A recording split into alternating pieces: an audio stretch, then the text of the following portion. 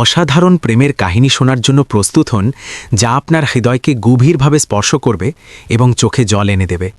এটা শুধু একজন সেনা অফিসারের অসীম সাহসের গল্প নয়, বরং এক অসহায় অনাথ মেয়ের সেই অপার ভালোবাসার কাহিনী, যে মৃত্যুর কাছ থেকে নিজের প্রিয়তমকে ফিরিয়ে এনেছিল। যখন সমস্ত শক্তি তাদের আলাদা করতে চেয়েছিল, তখন উচ্চবংশীয় সেই সেনা অফিসার যে সিদ্ধান্ত নিয়েছিলেন, তা চিরকালের জন্য এক অনুকরণীয় উদাহরণ হয়ে থাকবে। যদি আপনি এই হৃদয়বিদারক আবেগময় যাত্রার অংশ হতে চান এবং এমনই আরও মন ছুঁয়ে যাওয়া গল্প শুনতে চান, তা আর কমেন্ট করে আপনার নাম আর শহরের নাম জানান, যাতে আমি বুঝতে পারি আমার কণ্ঠ কত দূর পৌঁছেছে। সবসময় এমনই হৃদয়স্পর্শী কাহিনী নিয়ে আসবে। চলুন তাহলে শুরু করি এই ভালোবাসায় ভরা অসাধারণ যাত্রা। উত্তর সীমান্তের উঁচু চিরকালীন তুষারাবৃত পর্বতমালার মাঝে অবস্থিত ছিল একটি অতি ক্ষুদ্র গ্রাম, নাম তার হিমালয়পুর। এই গ্রামটি দেখলে মনে হতো যেন পৃথিবী এখানেই এসে থেমে গেছে, আর উন্নয়নের চাকা কখনো এখানে পৌঁছয়নি। শহরের ঝলমলে আলো, পাকা রাস্তা, উঁচু ভবন তো দূরের কথা, এখানে মানুষের মৌলিক চাহিদাও পূরণ হতো না। হিমালয়পুরের সুবিধার নামে ছিল শুধু একটি জীর্ণ ভগ্নপ্রায় পুরনো ভবন। এই ভবনের দেওয়াল ফাটল ধরে গিয়েছিল, বছরের পর বছর ধরে রং উঠে গিয়ে খসে পড়ছিল, আর ছাদ থেকে বৃষ্টির জল এমনভাবে টপকে পড়ত যেন ভবনটি নিজের দুর্দশায় কাঁদছে। এটিই ছিল পুরো এলাকার একমাত্র চিকিৎসালয়। এই জরাজীর্ণ চিকিৎসালয়ের একমাত্র আশার আলো ছিল সানিয়া। সানিয়া ছিল এমন এক মেয়ে যে শৈশবেই এক ভয়ানক মহামারীতে মা বাবাকে হারিয়েছিল। তার কাছে কেউ ছিল না যাকে সে আলিঙ্গন করতে পারে, কোনো স্থায়ী আশ্রয়ও ছিল না। গ্রামবাসীরা সেই ছোট্ট অনাথ মেয়েটির প্রতি দয়া করে তাকে চিকিৎসালয়েরই একটি ছোট স্যাঁতসেঁতে অন্ধকার ঘরে আশ্রয় দিয়েছিল। বিনিময়ে সানিয়া ছোটবেলা থেকেই সেখানে কাজ শুরু করে দিয়েছিল। আসা যাওয়া করা ক্লান্ত বয়স্ক ডাক্তারদের দেখে দেখে সে শিখে নিয়েছিল মলম লাগানো, ক্ষত পরিষ্কার করা, সেলাই দেওয়া আর ওষুধ দেওয়া। সানিয়ার নিজস্ব কোনো জীবন ছিল না, তার কোনো স্বপ্ন ছিল না, পরিধানের ভালো কাপড়ও ছিল না। সে শুধু একটা সাধারণ সুতির শাড়ি পরত, কিন্তু তার হৃদয় ছিল অত্যন্ত কোমল আর পবিত্র। সে দিনরাত গ্রামের অসুস্থ, বৃদ্ধ আর অসহায় মানুষদের সেবা করে যেত। তার চোখে সর্বদা এক অদ্ভুত শান্ত বিষণ্ণতা লেগে থাকত, যেন শৈশবেই সে মেনে নিয়েছিল যে তার ভাগ্যে শুধু অন্যদের দুঃখ ভাগ করে নেওয়া আর এই জরাজীর্ণ চিকিৎসালয়ের দেওয়ালের মধ্যে একাকী কষ্টে কষ্টে জীবন কাটিয়ে দেওয়াই লেখা আছে। তার জানা ছিল না যে এক তুষার ঝড়ের ভয়ঙ্কর রাত তার এই থমকে যাওয়া নীরস জীবনে এমন এক ঝড় নিয়ে আসবে যা তার হৃদয় আর তার পুরো জগতের প্রতিটি পাতা চিরতরে উল্টে দেবে। সেটা ছিল ডিসেম্বর মাসের এক অত্যন্ত ভয়ঙ্কর হাড় কাঁপানো রাত। আকাশ থেকে যেন তুষার নয়, সাদা মৃত্যু ঝরে পড়ছিল। ঠান্ডা হাওয়া ধারালো ছুরির মতো বয়ে যাচ্ছিল, যা সোজা হাড় পর্যন্ত চিরে দিচ্ছিল। গ্রামের সবাই নিজ নিজ ঘরে আগুন জ্বালিয়ে গুটিসুটি হয়ে বসেছিল, আর বাইরে ছিল এমন গাঢ় অন্ধকার যে নিজের হাতও চোখে পড়ছিল না। সানিয়া চিকিৎসালয়ের বারান্দায় একটা পুরনো কাঠের টেবিলে মাথা রেখে হালকা ঘুমিয়েছিল। হাওয়ার ঝাপটায় চিকিৎসালয়ের পুরনো জানালা ও দরজা ভয়ঙ্করভাবে খটখট করছিল। হঠাৎ হিমালয়পুরের সেই ভয়ঙ্কর তুষারময় নীরবতায় এক ভারী ইঞ্জিনের আওয়াজ ভেঙে দিল। সেটা ছিল সেনাবাহিনীর একটা ভারী জিপ। তার বড় বড় চাকা তুষার আর কাদায় পিছলে যাচ্ছিল। ইঞ্জিন পুরো শক্তি দিয়ে চিকিৎসালয়ের দিকে ছুটে আসছিল। জিপটা হঠাৎ ব্রেক কষে দাঁড়ানোর তীব্র আর ভয়ঙ্কর শব্দে সানিয়া চমকে ঘুম থেকে উঠে পড়ল। তার হৃদয় জোরে জোরে ধুকপুক করতে লাগল। সে তাড়াতাড়ি তার পুরনো ফাটা শাল কাঁধে জড়িয়ে নিল, একটা পুরনো লণ্ঠন জ্বালালো এবং কাঁপতে কাঁপতে পায়ে হেঁটে দরজার দিকে ছুটল। দরজা খুলতেই তুষারময় হাওয়ার একটা প্রচণ্ড ঝটকা ভিতরে ঢুকে এলো, আর সামনের দৃশ্য দেখে সানিয়ার শ্বাস গলায় আটকে গেল।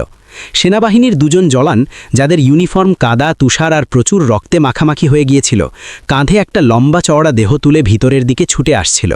তাদের চোখে ছিল গভীর ভয়, অসহায়তা আর অশ্রু।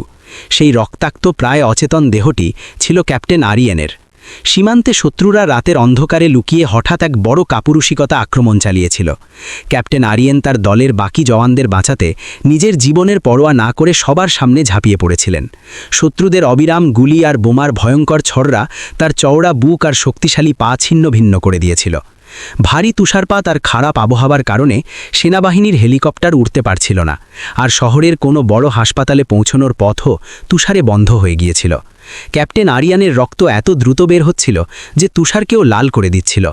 যদি তাৎক্ষণিক চিকিৎসা না পান, তাহলে মাত্র কয়েক মিনিটের মধ্যেই তার দেহ ঠান্ডা হয়ে যাবে আর মৃত্যু নিশ্চিত। আর কোনো উপায় না দেখে, মৃত্যুকে খুব কাছে দেখে সেই অসহায় জওয়ানরা তাদের জিপ হিমালয়পুরের এই ছোট্ট জরাজীর্ণ চিকিৎসালয়ের দিকে ঘুরিয়ে দিয়েছিল, এই আশায় যে হয়তো ভগবান এখানে কোনো অলৌকিক ঘটনা ঘটাবেন। সানিয়া এক মুহূর্তের জন্য নিজের উদ্বেগ আর ভয়কে প্রশ্রয় দেয়নি। সে তৎক্ষণাৎ অস্থির জওয়ানদের বলল, ক্যাপ্টেনকে তাড়াতাড়ি ভিতরের অপারেশন রুমে নিয়ে যান। সেই ঘরের অবস্থা খুব খারাপ ছিল। সেখানে আলো খুব কম, শুধু একটা পুরনো হলুদ টিউবলাইট জ্বলছিল যা বারবার ঝিমঝিম করছিল, আর সানিয়ার হাতের লণ্ঠন। জওয়ানরা ক্যাপ্টেন আরিয়ানকে একটা লোহার পুরনো খাটে শুইয়ে দিল। আরিয়ান সম্পূর্ণ অজ্ঞান ছিলেন। রক্তক্ষরণের কারণে তার মুখ কাগজের মতো সাদা আর বিবর্ণ হয়ে গিয়েছিল। তার শ্বাস এত দুর্বল আর ধীর ছিল যে মনে হচ্ছিল পরের মুহূর্তেই থেমে যাবে। সানিয়ার কাছে বড় যন্ত্রপাতি ছিল না, অভিজ্ঞ সার্জেন ছিল না, রক্ত দেওয়ার মেশিন ছিল না, অ্যানেস্থেশিয়ার ওষুধও ছিল না। সেখানে কাঠের আলমারিতে শুধু কিছু সাধারণ ওষুধ, ব্যান্ডেজ, তুলো আর কয়েকটা পুরনো যন্ত্র ছিল। জওয়ানরা কাঁদতে কাঁদতে হাত জোড় করে সানিয়ার সামনে হাঁটু গেড়ে বসে বলল, বোন, আমাদের ক্যাপ্টেন সাহেবকে যে কোনো উপায়ে বাঁচিয়ে দাও। এই মানুষটা খুব মহান। আজ এরা আমাদের পরিবারগুলোকে অনাথ হওয়া থেকে বাঁচাতে নিজের জীবন দিয়ে দিয়েছেন। যদি এর কিছু হয়ে যায় তাহলে আমরা সারা জীবন নিজেদের ক্ষমা করতে পারবো না। সানিয়া জওয়ানদের সাহস দিল, তাদের বাইরে বারান্দায় অপেক্ষা করতে বলল এবং ভিতর থেকে ঘরের দরজা বন্ধ করে দিল। সে প্রথমে একটা বড় পাত্রে পানি গরম করতে বসালো। তারপর ক্যাপ্টেন আটজনের রক্তমাখা ভারী ইউনিফর্ম কাঁচি দিয়ে খুব সতর্কতার সঙ্গে কাটতে শুরু করল। ইউনিফর্মের ভিতরের দৃশ্য দেখে সানিয়ার প্রাণ কেঁপে উঠল, হাত অবশ হয়ে গেল। ক্যাপ্টেন আটজনের সমস্ত শক্তিশালী দেহ গভীর ও ভয়ঙ্কর ক্ষত দিয়ে ভরা ছিল। মাংস ছিঁড়ে গিয়েছিল, ক্ষতের মধ্যে বারুদ ও মাটি ঢুকে গিয়েছিল। সানিয়ার চোখ থেকে হঠাৎ অশ্রু ঝরে পড়ল। তার সমস্ত জীবনে এতটা যন্ত্রণাদায়ক ও ভয়াবহ দৃশ্য সে কখনো দেখেনি। কিন্তু সে তৎক্ষণাৎ নিজেকে সামলে নিল, অশ্রু মুছে ফেলল, গভীর শ্বাস নিল, ভগবানের নাম নিল এবং কাজ শুরু করে দিল। সে জানত, আজ যদি সে সাহস হারায় বা তার হাতের কাজ ভুল হয় তাহলে দেশের এক মহান সন্তান ও কারো সঙ্গী চিরতরে হারিয়ে যাবে। সে ফুটন্ত পানিতে কাপড় ভিজিয়ে প্রথমে তার গভীর ক্ষত থেকে মাটি ও রক্ত পরিষ্কার করতে লাগল। কোনো অজ্ঞান করার ওষুধ ছাড়াই সে একটা ছোট চিমটি দিয়ে আরজানের বুক ও পায়ের মাংসের গভীরে ঢোকা বোমার ছররা বের করতে শুরু করল। এ কাজ ছিল অত্যন্ত কঠিন ও ভয়ঙ্কর। যখনই সে কোনো ছররা শরীর থেকে টেনে বের করত, অজ্ঞান অবস্থাতেও যন্ত্রণায় ক্যাপ্টেন আরজেনের দেহ প্রচণ্ডভাবে কেঁপে উঠত এবং মুখ থেকে যন্ত্রণার এক ভয়ঙ্কর আর্তনাদ বেরিয়ে আসত। সেই আর্তনাদ শুনে সানিয়ার হৃদয় বসে যেত, হাত কাঁপতে থাকত। কিন্তু সে এক মুহূর্তও থামেনি। ক্ষত থেকে প্রচুর রক্ত বেরোচ্ছিল। সেই রক্ত বন্ধ করতে সে সেলাই ও সুতো দিয়ে গভীর সেলাই দিতে থাকল। ঘরের মেঝে পুরোটা রক্তে লাল হয়ে গিয়েছিল। পুরো রাত এভাবেই এক ভয়ঙ্কর লড়াইয়ে কেটে গেল। বাইরে তুষার ঝড় শান্ত হবার নামই নিচ্ছিল না, আর ভিতরে সেই ছোট ঘরে সানিয়া মৃত্যুর সঙ্গে ভয়ঙ্কর যুদ্ধ করছিল। তার নিজের কাপড় ক্যাপ্টেন আরজানের রক্তে পুরো লাল হয়ে গিয়েছিল। সেই প্রচণ্ড শীতে সেও ঘামে ভিজে গিয়েছিল, তার হাত অবশ হয়ে গিয়েছিল। কিন্তু সে সারা রাত এক ফোঁটা পানিও পান করেনি, এক জায়গা থেকে নড়েনি। সকালের প্রথম আলো যখন চিকিৎসালয়ের ছোট ঝাঁপসা জানালা দিয়ে ভিতরে এলো, তখনই সানিয়ার পরিশ্রম ফল দিল এবং ক্যাপ্টেন আরজনের শরীর থেকে রক্তপাত পুরোপুরি বন্ধ হয়ে গেল। সানিয়া সেখানেই মেঝের এক কোণে অবসন্ন হয়ে পড়ে গেল। সে ক্লান্তিতে চুরমার হয়ে গিয়েছিল, তার শরীরে দাঁড়ানোর শক্তিও ছিল না, কিন্তু তার মুখে ছিল এক অদ্ভুত গভীর শান্তি। ক্যাপ্টেন আরজনের শ্বাস আগের চেয়ে কিছুটা দ্রুত ও স্থির হয়ে গিয়েছিল, আর তার হৃৎস্পন্দন আবার স্বাভাবিক ছন্দে ফিরে এসেছিল। সকাল হতেই বাইরে দাঁড়ানো জওয়ানরা রেডিও যোগে তাদের ক্যাম্পে যোগাযোগ করল। সেখান থেকে বড় অফিসারদের নির্দেশ এলো, যতক্ষণ না আবহাওয়া পুরোপুরি পরিষ্কার হয়, পথ খোলে এবং ক্যাপ্টেন নিজে যাত্রার উপযুক্ত হন, ততক্ষণ তাকে এই গ্রামের এই চিকিৎসালয়েই নিরাপদে রাখা হোক। জওয়ানরা সানিয়াকে হাত জোড় করে কৃতজ্ঞতা জানিয়ে অনেক ধন্যবাদ দিয়ে তাদের ক্যাম্পে ফিরে গেল। এখন হিমালয়পুরের সেই বড় খালি ও জরাজীর্ণ চিকিৎসালয়ে শুধু সানিয়া আর অজ্ঞান ক্যাপ্টেন আরজেন রয়ে গেলেন। পরের কয়েকদিন ক্যাপ্টেন আরজেনের হুঁশ ফিরল না। প্রচুর রক্তক্ষরণ ও শরীরের ভয়ঙ্কর ক্ষতের কারণে তার খুব জ্বর উঠে গিয়েছিল। তার সমস্ত দেহ যেন আগুনের চুল্লির মতো জ্বলছিল। সানিয়া দিন রাত এক করে দিল। সে নিজের ঘুম, ক্ষুধা, তৃষ্ণা সব ভুলে গেল। সে পলক না ফেলে একটা চেয়ারে তার খাটের পাশে বসে থাকত। সে রাত জেগে তুষার ঠান্ডা পানিতে কাপড় ভিজিয়ে তার জ্বলন্ত কপালে রাখত, যাতে জ্বর মস্তিষ্কে না পৌঁছায়। যখন ক্যাপ্টেন আরজেন জ্বরের তীব্রতায় যন্ত্রণায় বিকল হয়ে বিছানায় ছটপট করতেন, তখন সে অত্যন্ত স্নেহের সঙ্গে ধীরে ধীরে তার চুলে হাত বুলিয়ে দিত এবং মধুর কণ্ঠে তাকে শান্ত করার চেষ্টা করত। তার শুকিয়ে যাওয়া ফাটা ঠোঁটে সে তুলো দিয়ে ধীরে ধীরে পানির ফোঁটা ঝরাত, যাতে গলা ভিজে থাকে। এই অত্যন্ত কঠিন ও ভয়ঙ্কর দিনগুলোতে সানিয়া ক্যাপ্টেন আরজানের সেই শান্ত মুখকে এত গভীরভাবে দেখেছিল যে সেই মুখ তার আত্মার সবচেয়ে গভীর কোণে চিরকালের জন্য গেঁথে গেছিল। এক অচেনা সেনা অফিসার, যাকে সে চিনতও না, যার জীবন বাঁচাতে সে নিজের সমস্ত শক্তি ও আত্মা পর্যন্ত লাগিয়ে দিয়েছিল, এখন ধীরে ধীরে তিনি তাকে খুব আপন মনে হতে লাগলেন। পুরো 6 দিন ও 6 রাত কেটে যাওয়ার পর 7ম দিনের সকালে এক মহান অলৌকিক ঘটনা ঘটল। ক্যাপ্টেন আরজান খুব ধীরে ধীরে তার ভারী ক্লান্ত পাতা খুললেন। তার দৃষ্টি এখনও ঝাপসা ছিল, মস্তিষ্ক পুরোপুরি অবশ ছিল। তিনি কিছুই বুঝতে পারছিলেন না যে তিনি কোথায় আছেন আর তার সঙ্গে কি ঘটেছে। তিনি খুব কষ্ট করে চারপাশ দেখলেন। ঘরের দেওয়াল পুরনো ও ভাঙা ছিল, সেখানে কোনো সুগন্ধি ছিল না, শুধু তীব্র ওষুধের গন্ধ। তখনই তার দৃষ্টি খাটের পাশে একটা পুরনো চেয়ারে বসা একটা মেয়ের উপর পড়ল। সে ছিল সানিয়া। টানা কয়েক রাত না ঘুমানোর কারণে ও ভয়ঙ্কর ক্লান্তিতে সে সেই চেয়ারেই বসে ঘুমিয়ে পড়েছিল।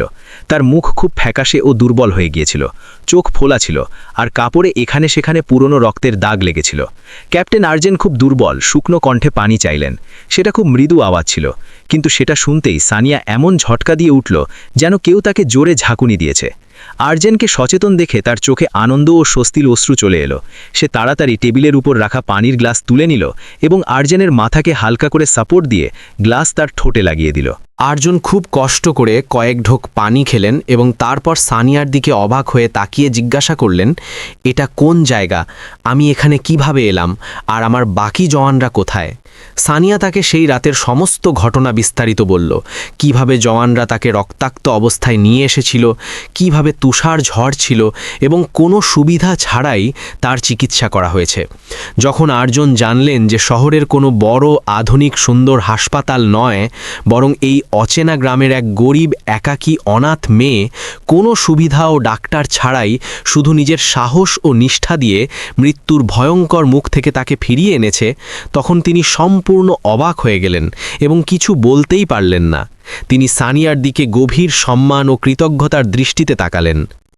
দিন যত যেতে লাগল, সানিয়ার দিনরাতের পরিশ্রম ও যত্নে আরজনের ক্ষত ধীরে ধীরে সারতে লাগল এবং জ্বরও কমে এলো।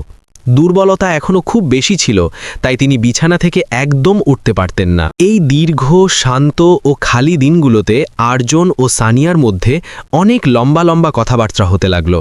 আরজন সানিয়াকে নিজের জীবন ও পরিবার সম্পর্কে অনেক কিছু বললেন। কথায় কথায় সানিয়া জানতে পারল যে আরজন শহরের এক খুব বড়, ধনী ও প্রভাবশালী পরিবারের সন্তান। তার বাবা শহরের এক কঠোর ও বিখ্যাত বিচারক, যার এক রায়ে মানুষের ভাগ্য বদলে যায়। আর তাদের বিশাল বাড়িতে আজ করে এমন চাকরের এক পুরো দল আছে। তাদের কাছে টাকা, মর্যাদা ও যে কোনো সুখ সুবিধার কোনো অভাব ছিল না। কিন্তু আরজনের শৈশব থেকেই প্রাসাদে থাকার বদলে দেশ সেবার গভীর আকাঙ্ক্ষা ছিল। তাই তিনি সব সুখ সুবিধা, দামি গাড়ি ও আরাম ছেড়ে সেনাবাহিনীতে যোগ দিয়েছিলেন এবং সীমান্তের ধুলো মেখে বেড়াতে লাগলেন। সানিয়া এক কোণে বসে অত্যন্ত মনোযোগ ও বিস্ময় নিয়ে তার কথা শুনত। তার মনে হতো যেন সে একেবারে ভিন্ন, অন্য এক জগতের গল্প শুনছে, যেখানে প্রাসাদের মতো বাড়ি আছে, যেখানে মানুষকে কখনো ক্ষুধা বা শীতের মুখোমুখি হতে হয় না। বদলে যখন আরজন সানিয়ার জীবন সম্পর্কে জিজ্ঞাসা করতেন, তখন সানিয়ার মুখ বিষণ্ণ হয়ে যেত এবং চোখ ভরে আসত।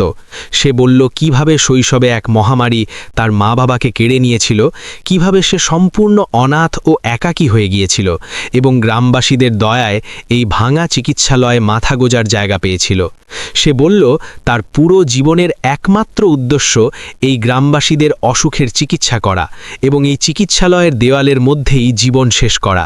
এই গ্রামের বাইরের জগৎ সম্পর্কে তার কিছুই জানা ছিল না। ক্যাপ্টেন আরজন, যিনি সর্বদা যুদ্ধের ভয়ঙ্কর ময়দানে শত্রুর সামনে পাথরের মতো কঠিন ও দৃঢ় থাকতেন, সানিয়ার এত সরলতা, নিষ্পপতা ও যন্ত্রণা শুনে ভিতরে ভিতরে মোমের মতো গলে যেতে লাগলেন। তিনি সানিয়ার সেই বিষণ্ণ চোখে এমন সত্যতা, সততা ও গভীরতা দেখতে পেলেন যা তিনি শহরের কোনো ধনী, লেখাপড়া জানা সুন্দরী মেয়ের মধ্যে কখনো দেখেননি। সানিয়াও আরজনের সাহসিকতা, দেশের জন্য জীবন উৎসর্গের জজবা এবং কথা বলার অত্যন্ত শালীন ও সম্মানজনক ধরন দেখে খুব প্রভাবিত হয়েছিল। যখন ক্ষতের ওপর ওষুধ লাগাতে গিয়ে আরজন হঠাৎ যন্ত্রণায় চিৎকার করে উঠতেন, তখন সানিয়ার চোখে তাৎক্ষণিক অশ্রু চলে আসত এবং হাত কাঁপতে থাকত। আরজন এসব খুব নীরবে অনুভব করছিলেন। দুজনের মধ্যে এক অনির্বচনীয়, অত্যন্ত মধুর ও গভীর সম্পর্ক গড়ে উঠেছিল, এক পবিত্র বন্ধন যার কোনো ভাষা বা বইয়ের শব্দের প্রয়োজন ছিল না। যখনই সানিয়া তার ঘরে ঢুকত, আর্জনের হৃদস্পন্দন হঠাৎ দ্রুত হয়ে যেত এবং মুখে এক মৃদু হাসি ফুটে উঠত। আর যখন আর্জন তাকে একটানা দেখতেন, তখন সানিয়া লজ্জায় চোখ নামিয়ে নিত এবং গাল লাল হয়ে যেত। এটা কোনো সাধারণ ব্যাপার ছিল না, এটা ভালোবাসাই ছিল, যা সেই ছোট্ট পিছিয়ে পড়া গ্রামের এক পুরনো দুর্গন্ধযুক্ত চিকিৎসালয়ে মৃত্যুর ভয় ও তীব্র ওষুধের গন্ধের মাঝে এক সুন্দর সুগন্ধি ফুলের মতো ফুটে উঠেছিল। এক কঠোর সেনা অফিসার, যিনি সারা জীবনে শুধু কামানের গর্জন ও বন্দুকের ভয়ঙ্কর আওয়াজ শুনেছিলেন, এখন তার কাছে সানিয়ার হাতে পড়া সস্তা কাঁচের চুড়ির ক্ষণক্ষণ শব্দ পৃথিবীর সবচেয়ে মধুর সঙ্গীত মনে হতে লাগল, যা তিনি বারবার শুনতে চাইতেন। কিন্তু সুখ সানিয়ার ভাগ্যের খাতায় খুব ছোট পাতায় লেখা ছিল। এক সকালে যখন আকাশ পুরোপুরি পরিষ্কার হয়ে গিয়েছিল, তুষার ঝড় থেমে গিয়েছিল এবং হালকা রোদ উঠেছিল, হঠাৎ হিমালয়পুরের শান্ত আকাশে এক ভারী হেলিকপ্টারের গর্জন ধ্বনিত হল। সেই গর্জনে পুরো গ্রামের ঘরের ছাদ কেঁপে উঠল। পুরো গ্রাম সেই বিশাল উড়ন্ত যন্ত্র দেখতে ঘর থেকে বেরিয়ে চিকিৎসালয়ের সামনে জড়ো হয়ে গেল। সেটা ছিল ভারতীয় সেনাবাহিনীর এক বড় হেলিকপ্টার। আবহাওয়া পরিষ্কার হতেই এবং পথ খুলতেই সেনাবাহিনীর বড় বড় অফিসাররা ক্যাপ্টেন আর্জনকে সেখান থেকে নিয়ে যাওয়ার জন্য এসে পড়েছিলেন। চিকিৎসালয়ের বাইরে বড় বড় অফিসার ও হাতে বন্দুক নিয়ে সশস্ত্র কমান্ডো দাঁড়িয়েছিল। ক্যাপ্টেন আর্জন এখন ধীরে ধীরে চলাফেরা করতে সক্ষম হয়েছিলেন, যদিও তার ক্ষত পুরোপুরি সারেনি। সেনাবাহিনীর এক জওয়ান তার জন্য একটা নতুন পরিষ্কার ও প্রেস করা ইউনিফর্ম নিয়ে ভিতরে এসেছিল। আর্জন খুব ভারী মনে সেই ইউনিফর্ম পরলেন। যখন তিনি যাওয়ার জন্য ঘর থেকে বারান্দায় বেরোলেন, তখন দেখলেন সানিয়া বারান্দার সবচেয়ে অন্ধকার কোণে চুপচাপ সিটিয়ে দাঁড়িয়ে আছে। সে মুখটা একটা পুরনো ফাটা ওড়না দিয়ে আধেক ঢেকে রেখেছিল, কিন্তু সে তার কান্না চাপতে পারছিল না এবং চোখ থেকে অশ্রুর ধারা অবিরাম বয়ে যাচ্ছিল। আর্জনের পা সেখানেই পাথরের মতো থেমে গেল। তার বুকে হঠাৎ এক অদ্ভুত অত্যন্ত গভীর যন্ত্রণা উঠল। এ যন্ত্রণা তার শরীরে লাগা গুলির যন্ত্রণার চেয়ে 1000 গুণ বেশি ছিল। তিনি সানিয়ার কাছে ছুটে যেতে চাইলেন, তাকে বুকে জড়িয়ে ধরতে চাইলেন এবং বলতে চাইলেন যে তিনি তার ছাড়া এ জগতে আর এক মুহূর্তেও বাঁচতে পারবেন না। তার প্রতিটি শ্বাসে সানিয়ার নাম লেখা। কিন্তু তাদের মাঝে অনেক দূরত্ব ছিল। তাদের সামনে ছিল কর্তব্য, কঠোর শৃঙ্খলা এবং বাইরে দাঁড়ানো বড় অফিসারদের এক দুর্ভেদ্য উঁচু প্রাচীর, যা এক সেনা অফিসারের পক্ষে অতিক্রম করা অসম্ভব। সেনাবাহিনীর নিয়ম খুব কঠিন, আর আবেগের সেখানে কোনো স্থান নেই। বাইরে দাঁড়ানো কর্নেল সাহেব তাকে তাড়াতাড়ি বাইরে আসার ইশারা করছিলেন, কারণ হেলিকপ্টারের ইঞ্জিন চালু হয়ে গিয়েছিল। আর্জন সম্পূর্ণ অসহায় ছিলেন। তিনি শুধু শেষবার অত্যন্ত স্নেহ ও দুঃখ নিয়ে সানিয়ার দিকে তাকালেন। তার চোখে ছিল গভীর দুঃখ, তীব্র আকাঙ্ক্ষা ও ক্ষমা প্রার্থনা, যেন বলছেন, আমাকে ক্ষমা করে দাও। তিনি খুব মৃদু ও কাপা কণ্ঠে বললেন, ধন্যবাদ। তিনি এক হাত তুললেন, যেন ভারী মনে চিরবিদায় বলছেন, এবং তারপর ভারী পায়ে ঘুরে হেলিকপ্টারের দিকে চললেন। হেলিকপ্টারের বড় বড় পাখার তীব্র হাওয়ায় গ্রামের প্রচুর ধুলো ও শুকনো তুষার উড়তে লাগল। আর্জন ভিতরে গিয়ে বসলেন এবং হেলিকপ্টার মাটি ছেড়ে আকাশে উড়ে গেল। সানিয়া বারান্দা থেকে বেরিয়ে ধুলোয় ভরা ঝড়ের মধ্যে দাঁড়িয়ে পড়ল। সে কাঁদতে কাঁদতে আকাশের দিকে অনেকক্ষণ পলক না ফেলে তাকিয়ে রইল, যতক্ষণ না সেই হেলিকপ্টার আকাশে একটা ছোট বিন্দু হয়ে মেঘের আড়ালে চিরতরে অদৃশ্য হয়ে গেল। তার মনে হল যেন সেই বিশাল হেলিকপ্টার ক্যাপ্টেন আর্জনকে নয়, তার দেহ থেকে তার আত্মাকে ছিনিয়ে নিয়ে গেছে এবং তাকে এক জীবন্ত মৃতদেহ বানিয়ে দিয়েছে। সে সেখানেই কাদায় হাঁটু গেড়ে বসে পড়ল এবং ফুপিয়ে ফুপিয়ে জোরে জোরে কাঁদতে লাগল।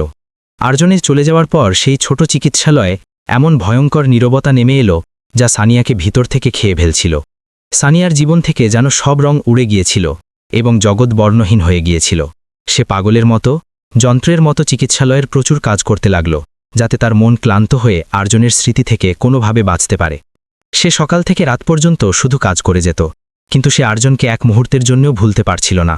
তার কাছে আসা যাওয়া করা প্রত্যেক রোগীতে, প্রত্যেক খালি খাটে, লণ্ঠনের আলোয় এবং চিকিৎসালয়ে প্রতিটি ভাঙা দেয়ালে শুধু আর্জনের হাসিমুখী দেখা যেত। সে রাতে রাতে উঠে কাঁদতে লাগত। গ্রামের মহিলারা যখন এটা বুঝতে পারল, তখন তারা তাড়াতাড়ি তার সম্পর্কে খুব খারাপ খারাপ কথা বলতে শুরু করল। যখনই তারা চিকিৎসালয়ে ওষুধ নিতে আসত, তখন ইচ্ছে করে উঁচু গলায় সানিয়াকে শোনাতে শোনাতে বলতো, আরে ও তো একটা খুব বড় সেনা অফিসার, শহরের প্রাসাদে থাকে, এক বড় বিচারকের একমাত্র ছেলে, তার সামনে পিছে চাকর ঘুরে বেড়ায়। ও কি এই ভাঙা চিকিৎসালয়ের এক গরিব অসুন্দর অনাথ নার্সকে মনে রাখবে? ও তো গিয়ে কোনো বড়লোক মেয়ের সঙ্গে বিয়ে করে নেবে। সেই মহিলারা সানিয়াকে রোজ তিরস্কার করত যে তাকে নিজের মর্যাদা, অবস্থা ও গরিবী কখনো ভোলা উচিত নয় এবং চাঁদ ছোঁয়ার স্বপ্ন দেখা ছেড়ে দেওয়া উচিত। সানিয়া তাদের সব কড়া কথা চুপ করে মাথা নিচু করে শুনত। সে কখনো পাল্টা কোনো জবাব দিত না, রাগও করত না।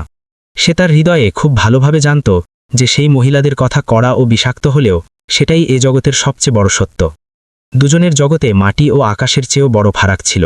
আরজন সোনার মহল্লায় থাকা মানুষ ছিলেন, আর সানিয়া ছিল এক অসহায় অনাথ মেয়ে, যার কাছে নিজের বলার মতো এক টুকরো জমি বা একটা ঘরও ছিল না। ধীরে ধীরে সময় কেটে গেল, মাস গড়িয়ে গেল। তুষারের ভয়ঙ্কর শীত শেষ হয়ে গেল, সব তুষার গলে গেল এবং সাওয়ানের প্রবল বৃষ্টির মৌসুম এলো। সানিয়া তার সব অশ্রু গিলে নিয়েছিল এবং ভাগ্যের সঙ্গে আপোষ করে নিয়েছিল। সে নিজের হৃদয়কে বুঝিয়ে দিয়েছিল যে আর্জনার কোনো মূল্যেই হিমালয়পুরে ফিরবেন না। সে তার সেই একতরফা গভীর ভালোবাসাকে এক অত্যন্ত সুন্দর পবিত্র স্মৃতি মনে করে হৃদয়ের সবচেয়ে গভীর ও অন্ধকার কোণে চিরতরে কবর দিয়ে তালা লাগিয়ে দিয়েছিল। সে প্রতিজ্ঞা করেছিল যে বাকি জীবন কখনো বিয়ে করবে না এবং এই গ্রামে অসুস্থদের সেবা করে মরে যাবে। তারপর সাওয়ান মাসে একদিন, যখন খুব প্রবল ও ভয়ঙ্কর বৃষ্টি হচ্ছিল, আকাশে কালো ও ঘন ভয়ঙ্কর মেঘ ঢেকেছিল এবং বারবার তীব্র বজ্রপাত হচ্ছিল, যার আওয়াজে মানুষ ভয় পাচ্ছিল, সানিয়া চিকিৎসালয়ের ভিতরে এক খুব অসুস্থ শিশুকে হাতে করে ওষুধ খাওয়াচ্ছিল। তখনই বাইরে থেকে গ্রামবাসীদের চিৎকার ও কিছু অদ্ভুত ভারী আওয়াজ ভেসে এলো। গ্রামবাসীরা সেই মুষলধারে ভিজতে ভিজতে ভয়ঙ্করভাবে ছুটে চিকিৎসালয়ের দিকে আসছিল। তাদের মুখে অবাক হওয়া, ভয় ও আতঙ্ক স্পষ্ট ছিল। সানিয়া ভিতর থেকে খুব ঘাবড়ে গেল যে আখির কি হয়েছে। সে দৌড়ে বারান্দায় বেরিয়ে এলো। বাইরের দৃশ্য দেখে তার শ্বাস আটকে গেল, চোখ ফেটে গেল এবং হাত থেকে ওষুধের শিশি পড়ে গিয়ে চুরমার হয়ে গেল। ভারতীয় সেনাবাহিনীর 3টে খুব বড়, চওড়া ও জাঁকজমকপূর্ণ ভারী গাড়ি চিকিৎসালয়ের ঠিক সামনে এসে দাঁড়িয়েছিল। সেই গাড়িগুলোর ইঞ্জিনের ভারী গর্জন সেই প্রবল বৃষ্টি ও ঝড়ের শব্দের মধ্যেও স্পষ্ট শোনা যাচ্ছিল। গ্রামবাসীরা ভাবছিল হয়তো সীমান্তে আবার কোনো বড় আক্রমণ হয়েছে এবং সেনাবাহিনী আজ পুরো গ্রাম খালি করাতে এসেছে। কিন্তু ব্যাপারটা অন্যরকম ছিল। মাঝের সবচেয়ে জাঁকজমকপূর্ণ সাদা গাড়ির ভারী দরজা খুলে গেল। এক জওয়ান তাড়াতাড়ি ছুটে এসে একটা খুব বড় কালো ছাতা খুলল। তারপর সেই গাড়ি থেকে এক খুব কঠোর, মর্যাদাপূর্ণ ও লম্বা সেনা অফিসার বেরিয়ে এলেন। তিনি আর কেউ নন, ক্যাপ্টেন আর্জন। তিনি এখন পুরোপুরি সুস্থ ও আগের চেয়েও শক্তিশালী হয়ে গিয়েছিলেন। একদম পরিষ্কার, কড়া ও জাঁকজমকপূর্ণ সেনা ইউনিফর্মে তিনি যেন আকাশ থেকে নেমে আসা দেবদূতের মতো লাগছিলেন। তার বুকে লাগানো সাহসিকতার সব মেডেল বৃষ্টির হালকা ফোঁটায় সুন্দরভাবে চকচক করছিল। তার মুখে আজও সেই তেজ, সেই মর্যাদা ও সেই নির্ভীকতা ছিল। আর্জন কারো দিকে না তাকিয়ে সোজা ভারী পায়ে চিকিৎসালয়ের দরজার দিকে এগোলেন। গ্রামের সবাই ভয় ও অসীম সম্মানে তার পথ ছেড়ে দিল। সানিয়া দরজার কাছেই পাথরের মূর্তির মতো জড়ো হয়ে দাঁড়িয়ে গিয়েছিল। তার নিজের চোখকে বিশ্বাস হচ্ছিল না। তার মনে হচ্ছিল যেন সে একটা খুব সুন্দর, অসম্ভব স্বপ্ন দেখছে এবং এখনই চোখ খুললে সব অদৃশ্য হয়ে যাবে। আর্জন সোজা এসে সানিয়ার ঠিক সামনে কয়েক হাত দূরে দাঁড়ালেন। তার চোখে আজও সেই চমক, সেই তীব্র আকাঙ্ক্ষা ও সেই গভীর ভালোবাসা ছিল, যা সেই তুষারময় রাতে ছিল যখন তিনি প্রথমবার যন্ত্রণার মাঝে চোখ খুলে সানিয়াকে দেখেছিলেন। পেছনের গাড়ির দরজাও খুলে গেল এবং সেখান থেকে সেনাবাহিনীর এক বড় কর্নেল বেরিয়ে এলেন, আর তার সঙ্গে একজন অত্যন্ত গম্ভীর, কঠোর ও মর্যাদাপূর্ণ বয়স্ক ভদ্রলোকও বেরিয়ে এলেন। তিনি আর কেউ নন, আর্জনের বাবা, যিনি শহরের এক বিখ্যাত ও কঠোর বিচারক ছিলেন, যার সামনে মানুষ চোখ তুলে তাকাতেও ভয় পেত। গ্রামের মুখিয়াও সেখানে ভয়ে হাতজোড় করে এক কোণে দাঁড়িয়েছিল। সবাই পুরোপুরি নিস্তব্ধ হয়ে, পলক না ফেলে অবাক হয়ে দেখছিল যে দেশের এত বড় সেনা অফিসার এবং শহরের এত বড় বিচারক সাহেব নিজেদের গাড়ির কাফেলা নিয়ে এই গরিব সাধারণ নার্সের সামনে হাতজোড় করে দাঁড়িয়ে কেন। আর্জন এক গভীর শ্বাস নিলেন এবং বুক চওড়া করলেন।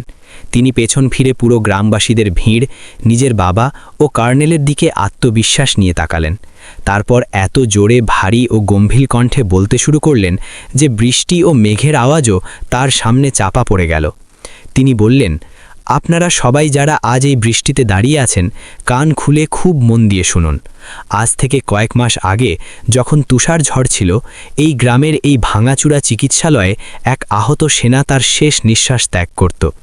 তার বেঁচে ওঠার কোনো আশাই ছিল না। যদি এই অনাথ ও সাহসী মেয়ে নিজের রক্ত ঘাম এক করে নিজের শান্তি, ঘুম ও নিজের জীবনের পরোয়া না করে সেই রাতে আমাকে ফিরিয়ে না আনতো, তাহলে আজ আমি আপনাদের সামনে নিজের পায়ে দাঁড়াতাম না, বরং তিরঙ্গায় মোড়া হয়ে বাড়ি ফিরতাম। ক্যাপ্টেন আর্জন খুব গর্ব নিয়ে নিজের সেনা টুপি মাথা থেকে খুলে গভীর সম্মানের সঙ্গে বুকে জড়িয়ে ধরলেন। তিনি সবার সামনে উঁচু গলায় বললেন, আমি সীমান্তের শত্রুদের সঙ্গে অনেক ভয়ঙ্কর যুদ্ধ লড়েছি। আমি মৃত্যুকে খুব কাছ থেকে চোখের সামনে নাচতে দেখেছি। আমি দেশের জন্য অনেক জয় অর্জন করেছি। কিন্তু আজ আমি সবার সামনে স্বীকার করছি যে আমার হৃদয়ের সবচেয়ে বড় ও কঠিন যুদ্ধ আমি হিমালয়পুরের এই ছোট চিকিৎসালয়ের 4 দেওয়ালের মধ্যে হেরে গেছি। আমার এই শক্তিশালী দেহ ভারতীয় সেনাবাহিনীর, এটা আমার মহান দেশের আমানত, কিন্তু আমার জীবন, আমার আত্মা এবং আমার হৃদয়ের প্রতিটি স্পন্দনের ওপর শুধু এই মেয়েরই অধিকার আছে এবং চিরকাল থাকবে। এ কথা শুনে সেখানে বৃষ্টিতে দাঁড়ানো প্রত্যেক মানুষের রোম খাড়া হয়ে গেল এবং সবার মুখ খোলা রয়ে গেল। যে গ্রামের মহিলারা কয়েকদিন আগেও সানিয়াকে গরিব ও অসুন্দর বলে তিরস্কার করত, তাদের চোখ আজ গভীর লজ্জায় মাটিতে গেঁথে গেল এবং তারা একে অপরের মুখ দেখতে লাগল। কাউকে বিশ্বাস হচ্ছিল না যে এত বড় সেনা অফিসার, যার বাবা পুরো শহরের বিচারক এবং যার কাছে দুনিয়ার সব ধন, সবার সামনে কোনো লজ্জা ছাড়াই এক গরিব অনাথ মেয়ের জন্য এমন ভালোবাসাপূর্ণ কথা বলছেন। আর্জন আবার সানিয়ার দিকে ফিরলেন এবং খুব ধীরে, অত্যন্ত স্নেহের সঙ্গে সানিয়ার ঠান্ডা হয়ে যাওয়া হাত নিজের শক্তিশালী হাতে নিলেন। সানিয়ার হাত খুব কাঁপছিল এবং চোখ থেকে অশ্রুর নদী বয়ে যাচ্ছিল, যা থামছিল না। এগুলো তার দুঃখ ও একাকিত্বের অশ্রু নয়, এগুলো ছিল সেই সত্যিকারের ভালোবাসা ও বিজয়ের অশ্রু, যাকে সে অনেক আগে মৃত মনে করে কবর দিয়ে দিয়েছিল। আর্জন কোনো কিছুর পরোয়া না করে সেই কাদা ও প্রবল বৃষ্টির মাঝে সানিয়ার সামনে হাঁটু গেড়ে বসলেন। তিনি পুরো গ্রাম, নিজের বিচারক বাবা ও নিজের পল্টনের সামনে অত্যন্ত স্নেহের সঙ্গে বললেন, সানিয়া, তুমি আমাকে এক নতুন জীবন দিয়েছ এবং মৃত্যু থেকে ছিনিয়ে এনেছ। আজ আমার কাছে যা কিছু আছে সব তোমার। আমার বাবা, যিনি প্রতিদিন বড় বড় আদালতে বসে দুনিয়ার বড় বড় কঠিন রায় দেন, আজ তিনিও পরাজয় মেনে নিয়েছেন এবং আমার এই ভালোবাসার সিদ্ধান্তকে আশীর্বাদ দিয়েছেন। তুমি কি আমার এই বাকি জীবনকে চিরকালের জন্য নিজের নাম দিয়ে পূর্ণ করবে? তুমি কি আমার মতো এক পাগল ও জেদি সেনা অফিসারের জীবনসঙ্গী হবে এবং আমার প্রতিটি যাত্রায় আমার সঙ্গী হবে? সানিয়ার হৃদয় এত জোরে ধুকপুক করছিল যেন বাইরে বেরিয়ে আসবে। তার গলা থেকে আনন্দে কোনো আওয়াজ বেরোচ্ছিল না, সে শুধু ফুপিয়ে ফুপিয়ে কাঁপছিল। সে কাঁদতে কাঁদতে 2 হাত দিয়ে আর্জনকে কাঁধ ধরে তুলল, কাদা থেকে উঠিয়ে সবার সামনে তার চওড়া বুকে জড়িয়ে ধরে ফুপিয়ে কাঁদতে লাগল। তার বুকে লাগতেই সানিয়ার মনে হলো যেন তার কাছে পুরো দুনিয়া ও সব সুখ একসঙ্গে এসে গেছে। এই দৃশ্য দেখে পেছনে দাঁড়ানো সেনাবাহিনীর সব জওয়ান জোরে জোরে তালি দিতে লাগল। কর্নেল সাহেবও চোখ মুছতে মুছতে হাসতে হাসতে তালি দিলেন এবং আর্জনের কঠোর বিচারক বাবারও চোখে আজ প্রথমবার নিজের বৌমাকে দেখে আনন্দের অশ্রু ছিল। পুরো হিমালয়পুর গ্রাম ও সেই পুরনো চিকিৎসালয় তালির গর্জনে গমগম করে উঠল। আকাশ থেকে অবিরাম পড়া প্রবল বৃষ্টির ফোঁটাগুলো যেন তাদের এই পবিত্র ও সত্যিকারের ভালোবাসাকে চিরকাল অটুট রাখার দোয়া করছিল। এটা শুধু এক সেনা অফিসারের জীবন বাঁচানো, এক সাধারণ নার্সের ঋণ শোধ করা ছিল না, এটা ছিল এক অমর সত্যিকারের ভালোবাসা, যা দুনিয়ার ধনী গরিব, উঁচু নিচু, মর্যাদা, সমাজের মিথ্যা আড়ম্বর ও সব ঘৃণার দেওয়ালকে মূল থেকে উপড়ে দিয়েছিল। এই কাহিনী প্রমাণ করে যে যখন ভালোবাসা সত্যিকারের হয় এবং আবেগ পবিত্র হয়, তখন তা মানুষকে যে কোনো গন্তব্যে পৌঁছে দেয়, রাস্তা যতই কঠিন, অন্ধকার ও অসম্ভব হোক না কেন। সত্যিকারের ভালোবাসা কখনো কোনো মর্যাদার মুখাপেক্ষী হয় না।